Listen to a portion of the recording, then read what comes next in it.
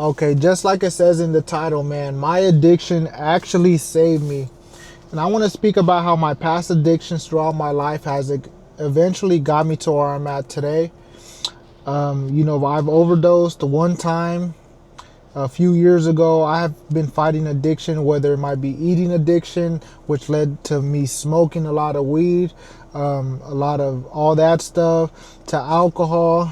And then from alcohol, ended up to substance abuse, the white stuff, that's was the end all be all for me at that point. But I'm just going to break it down. Basically, for most of my 20s, I would say, as my late teens, I started smoking weed, and then eventually drinking, but not until my 20s, I started drinking heavy, and then I got introduced to the white stuff, right? And something that was introduced as a party thing, right? A weekend type of thing. Me, I'm the type of dude that would take it to the limits. Like, I'm going balls to the walls. I'm doing it all. Like, I'm not going to just stop at one. I'm going to keep going, right? I was that type of dude. So eventually, working construction, I got introduced to it. I don't even know how I got introduced to it, not at work, but anyways,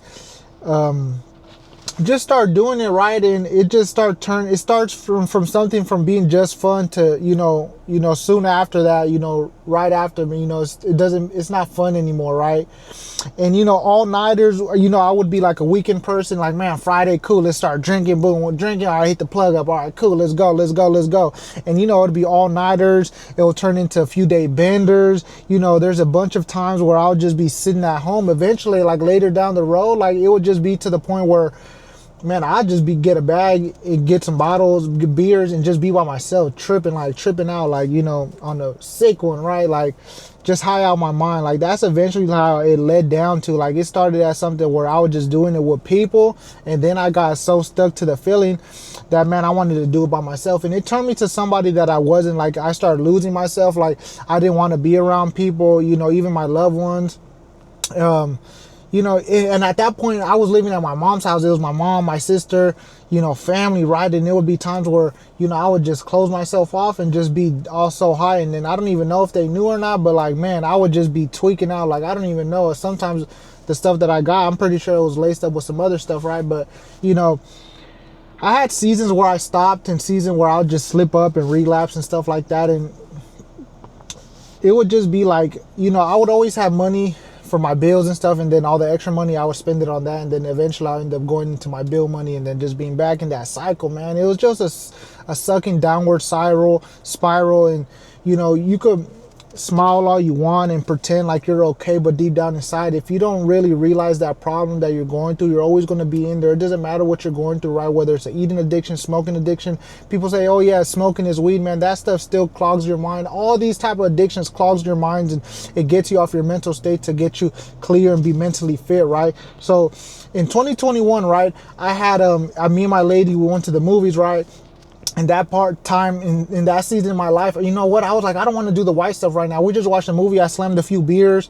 I was like, man, let me go get a pill. Let me go get like I don't know what kind of pills, the downer ones though, right? And then me knowing that I always doing the white stuff, I had a habit of doing it with my nose, right? So I crushed the pill up, boom, boom, boom, boom, boom, and then I did my thing, right? And then instantly 5 minutes later, boom, I blacked out. I flipped the car over and I woke up handcuffed to in the hospital bed, right? And mind you, I was with my lady, right? And then basically when I called her, man, she was crying like, bro, you gotta stop, like you're tripping, like, bro. And then basically what the story was, after I did it, was already like midnight downtown in the city. Boom, I got it. And then 5 minutes later, after I did my thing, boom, blacked out, right? And she said that I drove for a little bit, I dozed off, I blacked out, I swerved, and I hit parked cars, and we flipped the car over. Mind you, it was her car, and she was tripping, and she was like tripping. I was done, like I was knocked out, and then she was tripping, and somebody was right there, and then some dude helped get me out the car, and then the ambulance came, they ripped me, and boom, they hit me with that stuff when people overdose, boom. And then basically the pill was fentanyl, right? And man, it was all bad. And that was in 2021, right? And they was like, man, I'm messing up, bro. Like, boom, boom, boom. So I was chilling for a little bit, and that was like, the doctor's like, man, that crash saved you, because if you didn't crash, then it would have just been straight to the dome. Like, it would have been bad. basically. I don't even remember. But anyways, like, man, just looking back and remembering that situation, man, that wasn't even enough for me to stop, right? So fast forward, boom, I'm keep rocking and rolling, boom, I'm living the lifestyle, right? Just paycheck to paycheck, just, man, messing around, man, I'm partying, going shots on me at the bar. I was that type of dude, right? Let's get a bottle, let's keep it going, boom, boom, boom, man. I was just losing myself, and man, it sucked, right? But anyways, the last few years, man, I really want to been bettering myself, and especially last year, right? So I had this nice season where I was sober from drinking, from substance, all that good stuff, right? And last year in November, right, in Thanksgiving time, I went to go see my family. I popped out, and mind you, I ended up moving from my family a few years ago. I didn't move out till, later, but anyways, I had some stuff going on, and that was part of the problem that I had to dip, right? But that was the biggest blessing, right? Me leaving and me branching off and doing my own thing. So, but anyways, I still had that problem, right? But anyway, so boom, Thanksgiving, I pull up to the family spot, boom, on the late night, we're drinking, boom, boom, boom, and then boom, when I went home, I was like, bro, let's get on one. Boom, I did my thing. I was like on a 3-day good one, right?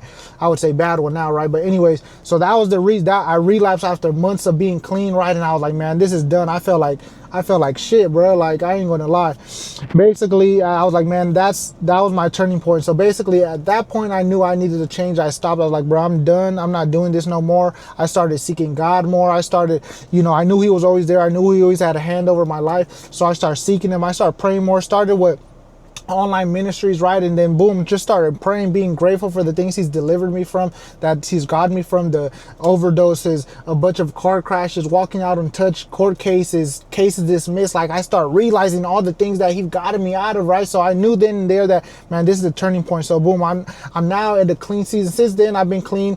It's been almost November, December, January, February, March, April, May, boom, 7 months clean. Wow, that's a long time. That's the first time I even thought about it. But drinking, I slipped up drinking. I drank a few beers during Super Bowl weekend, and then I didn't get too messed up, and it didn't lead to anything else. But then I was like, nah, I'm cool, because I had lost some weight.